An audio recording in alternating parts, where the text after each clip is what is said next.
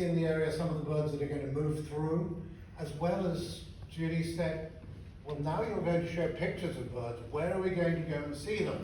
So, of course, since I've been back in Asheville, I've been in and out of town for the last month, maybe sort of sporadically, and I just went to Philadelphia to pick up Chris from the airport, which is where it's very complicated living in two countries. I don't recommend it. We keep our car, which is very convenient, in Philadelphia. So we have to drive to Philadelphia to catch a plane back to England. So far it's working. So we're going to show some pictures of places that I haven't been to since I've been back. I did try to go to Owen Park, but there were people there with yellow hats on who wouldn't let me through. So let's get going. Okay. Chris and I, see I'm already moving around. Chris and I were in town until about the to play for $1 million. About the 24th of September last year. And then we casually drove out of town and drove up to Philadelphia, only to speak to my mother, and she'd say, "Have you heard what's happened in Asheville?" And I said, "Haven't heard a clue." And then, of course, had we still been in Asheville, would have been stuck here for a little bit longer instead of flying back to England. But you guys have been through a lot in the last few months, and we do have a little bit of, what do you call it, survivor guilt, as being here not at the time, but knowing everybody that was going through it. So some of the pictures were pretty darn impressive, I'll say that. But we're not going to dwell on things that have happened. We're going to dwell on things that are much, much more positive.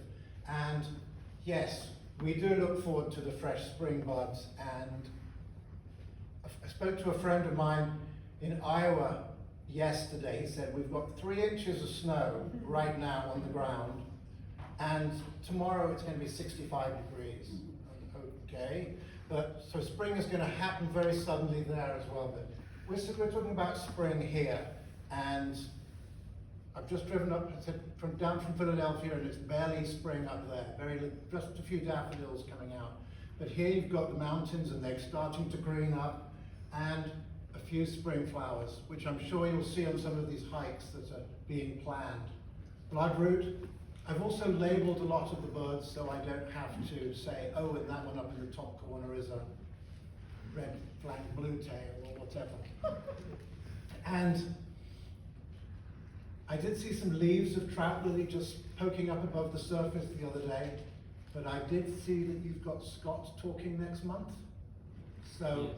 I'm not anywhere near his league when it comes to botany and wildflowers. He's quite the entertainer.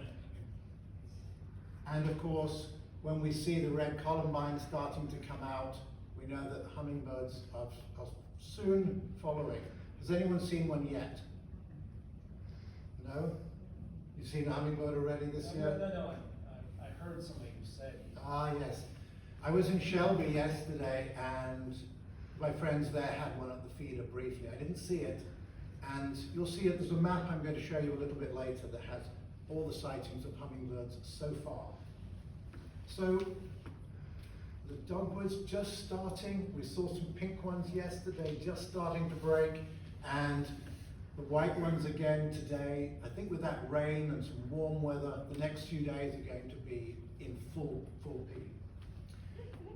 But we're going to talk about birds, and not this bird. I just put this one in just to make you pay attention. Some of our local birds. You're not going to ever get a rose-faced parrot here unless it escapes from somebody's cage.